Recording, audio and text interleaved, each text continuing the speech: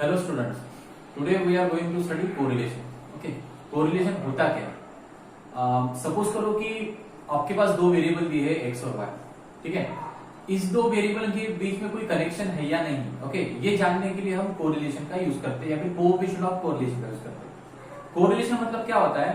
दो वेरिएबल के बीच में रिलेशंस। ओके, फॉर एग्जांपल अगर मैं कहता हूं कि एक्स और वाई ये दो वेरिएबल कोरिलेटेड है, तो ये दो वेरिएबल कोरिलेटेड कब हो सकते हैं कि अगर सपोज करो कि एक वेरिएबल में चेंज होता है तो साइमल्टेनियसली दूसरे भी वेरिएबल में चेंज होता है, ठीक है।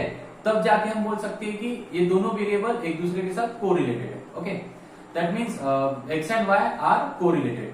Means if the change in one variable affects the change in another variable, then we can say that their two variable are correlated. Okay, अब ये जो कोरिलेशन है ये इसके कुछ टाइप्स है। ओके, इसके चार टाइप्स हैं। तो वो चार टाइप कौन कौन से हैं? तो पॉजिटिव कोरिलेशन है, नेगेटिव कोरिलेशन है, परफेक्ट कोरिलेशन है और जीरो कोरिलेशन है।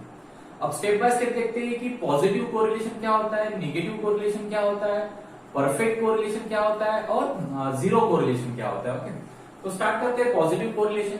अब ये सभी कोरिलेशन समझने के लिए आपको स्कैटर डायग्राम का यूज करना पड़ेगा। अब स्कैटर डायग्राम होती क्या करता है?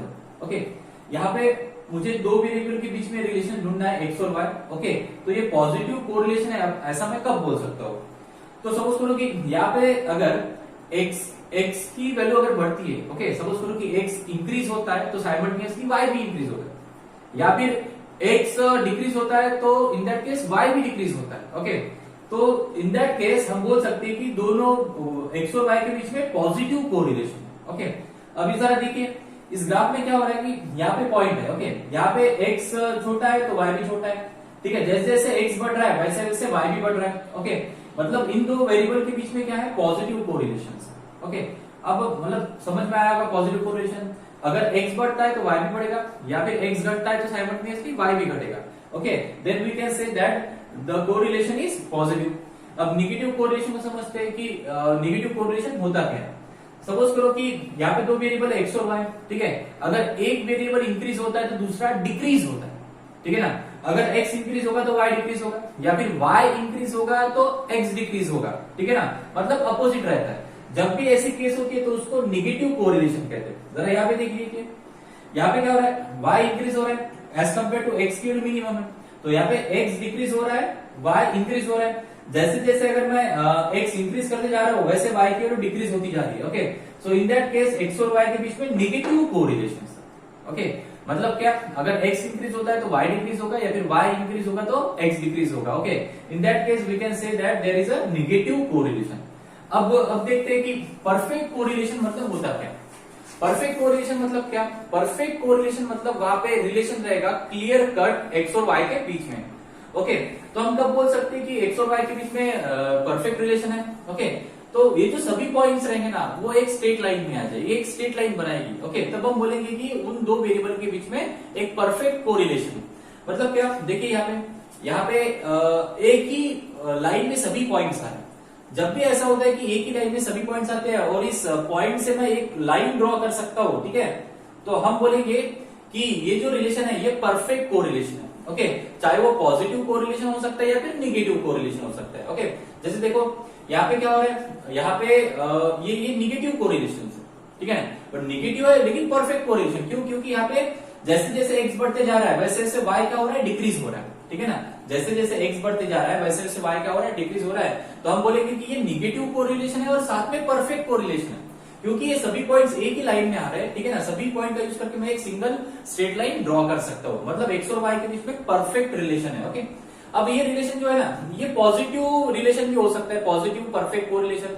अब पॉजिटिव परफेक्ट कोरिलेशन में भी देखिए यहाँ पे क्या हो रहा है? सभी पॉइंट एक ही लाइन में आ रहे हैं। ओके, यहाँ पे x जैसे जैसे बढ़ रहा है, ओके, वैसे वैसे y भी इंक्रीज हो रहा है, या फिर जैसे जैसे x कम होते जा रहा है वैसे वैसे y भी कम होते जा रहा है। ओके, तो मतलब in that case x and y we can say that x and in between x and y there is a perfect correlation. Okay, perfect but positive correlation, here perfect but negative correlation. Okay, अभी देखते हैं कि zero correlation मतलब होता क्या है। अब zero correlation के बीच, जीरो कोरिलेशन मतलब क्या? यहाँ पे x और y के बीच में कोई भी कोरिलेशन नहीं होगा। ओके, मतलब अगर x बढ़ता है तो हम बता नहीं सकते कि y की वैल्यू बढ़ रही है या कम हो रही है।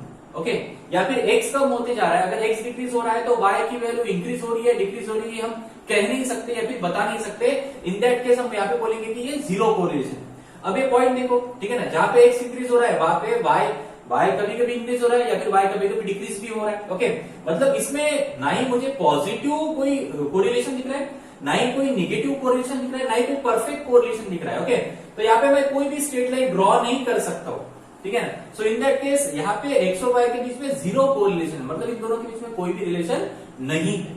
ओके ना, अब ये समझ में आया चारों टाइप कोरिलेशन की, चारों टाइप। पॉजिटिव कोरिलेशन क्या होता है, निगेटिव कोरिलेशन क्या होता है, परफेक्ट कोरिलेशन क्या होता है और जीरो कोरिलेशन क्या होता है। हाँ, अब मैं देखता, अब अभी हम पढ़ेंगे कोएफिशिएंट ऑफ कोरिलेशन। अब कोएफिशिएंट ऑफ कोरिलेशन क्यों हम निकालते हैं, इसका यूज क्या है। ओके, अब देखिए, अगर आपको कोई डाटा दिया है, ठीक है ना, डाटा से अगर आपको बताना है कि ये पॉजिटिव कोरिलेशन है या नेगेटिव है या फिर परफेक्ट कोरिलेशन है, ओके, तो आप हर बार डायग्राम तो ड्रॉ नहीं करोगे, ठीक है ना।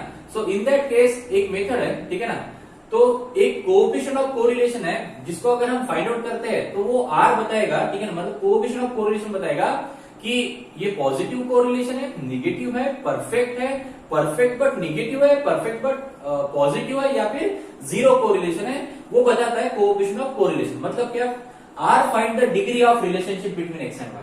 आर का क्या काम क्या है कि एक्स और वाई के बीच में जो डिग्री रहती है, डिग्री ऑफ रिलेशनशिप, वो फाइंड आउट करना है कि मतलब उन दोनों के बीच में रिलेशन है क्या नहीं। अगर है तो कौन सा है, पॉजिटिव है, नेगेटिव है या परफेक्ट है या फिर नहीं है, जीरो कोरिलेशन है। Okay, no. Simultaneously R measures direction and strength of the linear relationship. ये बात ध्यान में रखना। आर क्या मेजर करता है, direction and strength of the linear relationship. Okay, now ये पॉइंट बहुत इंपॉर्टेंट है। अब देखिए, आर ये डायरेक्शन और स्ट्रेंथ कैसे मेजर करते हैं। ओके, नाउ अब फर्स्ट एग्जांपल मतलब पॉजिटिव कोरिलेशन की तरफ चलते हैं। अब यहाँ पे सपोज करो कि यहाँ पे आपको दिख रहा है कि ये पॉजिटिव कोरिलेशन है। ओके, अगर ये पॉजिटिव कोरिलेशन है तो ऑब्वियसली इसके बीच में मैं कोई एक स्ट्रेट लाइन ड्रॉ कर सकता हूँ, ठीक है ना, एक स्ट्रेट लाइन ड्रॉ कर सकता हूँ और इसकी डायरेक्शन जो है वो अपवर्ड है। मतलब कैसा कि जैसे जैसे एक्स इंक्रीज हो रहा है वैसे वैसे वाई इंक्रीज हो रहा है, तो यहां से मैंने एक लाइन ड्रॉ की जो अपवर्ड डायरेक्शन में मूव हो रही है। ओके, मतलब इसकी डायरेक्शन स्पेसिफाई हो सकती है, ठीक है ना, मतलब ये क्या है, पॉजिटिव कोरिलेशन है। तो इन दैट केस क्या होगा, इन दैट केस क्या होगा, यहाँ पे जो आर की वैल्यू रहेगी, ओके ना, इन दैट केस आर क्या रहेगा, ये आर क्या रहेगा, जीरो से बड़ा है, ठीक है। In that case R zero से बड़ा रहेगा लेकिन वन से छोटा रहेगा। मतलब क्या, यहाँ पे जो आर रहेगा ये रहेगा जीरो से बड़ा लेकिन वन से छोटा, मतलब आर क्या रहेगा इसमें, पॉजिटिव रहेगा, ऐसा मैं बोल सकता हूँ। ओके ना, आर इक्वल टू क्या रहेगा, पॉजिटिव रहेगा। अगर आर की वैल्यू पॉजिटिव आती है तो हम बोलेंगे कि यहाँ पे पॉजिटिव कोरिलेशन है। ओके ना, अब सपोज करो कि ये मेजर करती है डायरेक्शन। ओके ना, वैसे ही अब यहाँ पे क्या निगेटिव कोरिलेशन है। ओके, निगेटिव कोरिलेशन में क्या हो रहा है कि जो डायरेक्शन है वो डाउनवर्ड जा रही है। मतलब कैसे, जैसे जैसे एक्स इंक्रीज होते जा रहा है वैसे वैसे वाई डिक्रीज होते जा रहा है। ओके ना, so in that case there is a negative correlation. अब निगेटिव कोरिलेशन में आर क्या, आर कैसा रहता है, निगेटिव कोरिलेशन में आर निगेटिव रहता है। ओके, अगर आर की वैल्यू निगेटिव आती है तो हम बोलेंगे कि वहां पे निगेटिव कोरिलेशन। ओके, मतलब क्या, यहाँ पे आप डायरेक्शन स्पेसिफाई कर सकते हो, इट इज अ डाउनवर्ड जा रही है, और यहाँ पे आप डायरेक्शन स्पेसिफाई कर सकते हो ये अपवर्ड जा रही है। ओके ना, अगर सपोज करो कि परफेक्ट कोरिलेशन है, परफेक्ट कोरिलेशन में क्या होता है, अब ये परफेक्ट निगेटिव कोरिलेशन है, सो इन दैट केस, ठीक है, आर की वैल्यू जो आएगी वो -1 आएगी। अगर कोरिलेशन परफेक्ट है तो वहां पे एक तो आर पॉजिटिव बनाता है नहीं तो फिर निगेटिव बनाता है। अगर आर पॉजिटिव -1 बनाता है, निगेटिव बनाता है, so in that case there is a negative correlation but it is a perfect correlation. Okay no, अगर यहाँ पे देखिए, यहाँ पे अगर आर की वैल्यू पॉजिटिव 1 आती है, okay, so in that case there is a perfect correlation but it is a positive correlation. Okay, अगर सपोज करो कि वहां पे जीरो कोरिलेशन है, ठीक है, तो यहाँ पे आर की वैल्यू क्या आएगी, जीरो आएगी। अगर आर की वैल्यू जीरो आती है तो हम बोलेंगे कि एक्स और वाई के बीच में कोई भी रिलेशन नहीं है। ठीक है, तो ये समझ में आया। तो आर क्या करती है, आपकी डायरेक्शन मेजर करती है और साथ में स्ट्रेंथ मेजर करती है। अब स्ट्रेंथ कैसे मेजर करती है, देखिए पहले से पॉजिटिव कोरिलेशन में क्या होता है कि आर की वैल्यू अगर पॉजिटिव आती है तो हम बोलेंगे कि इसकी डायरेक्शन जो है लाइन की वो अपवर्ड डायरेक्शन है, मतलब जैसे एक्स इंक्रीज हो रहा है वैसे वाई भी क्या हो रहा है, इंक्रीज हो रहा है। अगर मैं बोलूंगा कि ये रिलेशन कितना, इसकी स्ट्रेंथ क्या है, ठीक है ना, इसमें कितनी बॉन्डिंग है दोनों रिलेशन, मतलब एक्स और वाई में कितनी बॉन्डिंग है, ये बॉन्डिंग निकालने के लिए या फिर इसकी स्ट्रेंथ निकालने के लिए, ठीक है, आर का यूज होता है। ओके नो, अगर आर जो है, ठीक है ना, वो क्लोज टू 1, ठीक है ना, आर जो है अगर वो क्लोज टू 1 है, ठीक है, तो हम बोलेंगे कि यहाँ पे जो स्ट्रेंथ रहेगी वो ज्यादा रहेगी। ओके, मतलब आर अगर क्लोज टू 1 है तो यहाँ पे मैंने देखिए लिखा है आर क्लोज टू 1, ठीक है, positive 1, then stronger the positive relationship. Okay ना, अगर आर की वैल्यू 1 के आसपास है, ठीक है, आर की वैल्यू 1 के आसपास है तो जो रिलेशनशिप रहेगी, ठीक है ना, लीनियर रिलेशनशिप जो रहेगी वो स्ट्रॉन्ग रहेगी। ओके ना, अगर आर की वैल्यू ये क्लोज टू -1 है, आर की वैल्यू -1 के आसपास है, ठीक है ना, तो हम बोलेंगे कि वहां पे स्ट्रॉन्गर निगेटिव लीनियर रिलेशनशिप रहेगी। एक्स और वाई के बीच में रिलेशन तो रहेगा लेकिन वो स्ट्रॉन्ग रहेगा, लेकिन परफेक्ट नहीं रहेगा क्योंकि -1 नहीं आई, ये क्लोज टू -1 है। ओके ना, अगर सपोज करो कि r इक्वल टू -1 है या फिर r इक्वल टू +1 है, ठीक है ना, तो वहां पे जो रहेगा वो परफेक्ट कोरिलेशन रहेगा, ठीक है ना, परफेक्ट निगेटिव परफेक्ट पॉजिटिव, मतलब वहां पे एकदम स्ट्रॉन्ग बॉन्डिंग रहेगी। ओके, अगर r की वैल्यू 0 है तो वहां पे कोई भी रिलेशन नहीं रहेगा। ओके ना, तो ये होता है meaning that the r measure the direction and the strength of the linear relationship. Okay ना, अब देखते हैं r की प्रॉपर्टी क्या होती है। r is a unit free. Okay, r को कोई भी यूनिट नहीं रहता है। Okay, it is a unit free. r close to 0, okay, मतलब वीकर द रिलेशनशिप। अगर r ये 0 के आसपास है तो रिलेशनशिप जो रहेगी वो वीकर रहेगी। ओके, अब देखिए यहाँ पे क्या हो रहा है, r क्लोज टू 1 है। ओके, सपोज करो कि r ये क्लोज टू 0 है, मतलब ये x और y के बीच में क्या रहेगा, x और y के बीच में रिलेशन तो रहेगा लेकिन वो काफी वीकर रहेगा। ओके ना, अगर r की वैल्यू क्लोज टू 0 है तो रिलेशन क्या रहेगा, काफी वीक रहेगा कोई भी केस में। ओके ना, आगे बढ़ते हैं। अगर r की वैल्यू हमेशा -1 और 1 के बीच में लाएगा, ठीक है ना, अगर कभी आप कोएफिशिएंट ऑफ कोरिलेशन का प्रॉब्लम सॉल्व करने जा रहे हो और r की वैल्यू सपोज करो कि आपकी 1 से ज्यादा आती है या फिर -1 से ज्यादा कम आती है, तो समझ लेना कि आपका प्रॉब्लम रॉन्ग होगा, क्योंकि r की वैल्यू जो लाई करती है वो -1 और 1 के बीच में ही लाई करेगी, ठीक है ना।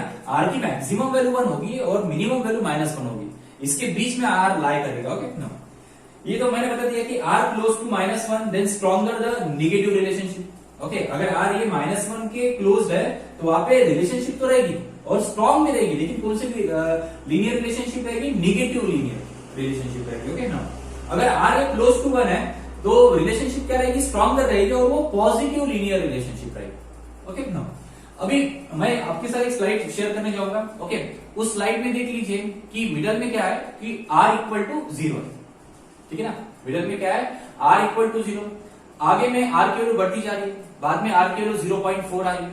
ओके, तो बाद में r की वैल्यू और बढ़ती जा रही है और बाद में r की वैल्यू +1 आ रही है। ओके, तो r इक्वल टू 0 से लेके बाद में r इक्वल टू 0.4 है, बाद में r इक्वल टू एक पॉजिटिव वैल्यू है लेकिन पॉइंट में, और बाद में r इक्वल टू +1 है। तो आप देख रहे हो कि वो पॉइंट जो है, वो स्कैटर जो है, वो कैसे लीनियर रिलेशनशिप की तरफ जा रहा है, पॉजिटिव लीनियर रिलेशनशिप की तरफ, मतलब परफेक्ट कोरिलेशन की तरफ जा रहा है। ओके ना, जैसे जैसे r बढ़ते जाएगा वैसे वैसे पॉइंट जो है ना, पॉइंट के बीच का डिस्टेंस कम होती जाएगा और वो एग्जैक्टली एक लाइन में आ जाएगी जब आपका r इक्वल टू 1 रहेगा। वैसे ही आप देखिए कि r इक्वल टू 0 मिडल में, तो उस साइड में क्या हो रहा है कि r की वैल्यू कम कम होती जा रही है, मतलब निगेटिव हो रही है, मतलब -0.4 हो रही है, बाद में माइनस में हो रही है और बाद में -1 आ रही है। Okay, so in that case भी क्या हो रहा है कि लीनियर जो रिलेशनशिप रहेगा वो स्ट्रॉन्ग होते जा रहा है। जैसे जैसे r की वैल्यू -1 को अप्रोच करेगी वैसे वैसे रिलेशन स्ट्रॉन्ग होगा, लेकिन वो निगेटिव रिलेशनशिप रहेगा। जब r इक्वल टू -1 होगा तो वहां पे परफेक्ट नेगेटिव रिलेशनशिप रहेगा। और सभी कर्व में देख लीजिए जहां पे r की वैल्यू पॉजिटिव आती है तो वहां पे जैसे x इंक्रीज हो रहा है वैसे y भी इंक्रीज हो रहा है, ठीक है ना, और नेगेटिव रिलेशनशिप में जैसे x इंक्रीज हो रहा है वैसे y डिक्रीज हो रहा है। ठीक है, तो ये है कोरिलेशन। आई होप समझ में आया होगा कि आपको कोरिलेशन क्या होता है, उसके टाइप्स क्या होते हैं। ठीक है ना, अब हम देखते हैं कोरिलेशन के ऊपर प्रॉब्लम।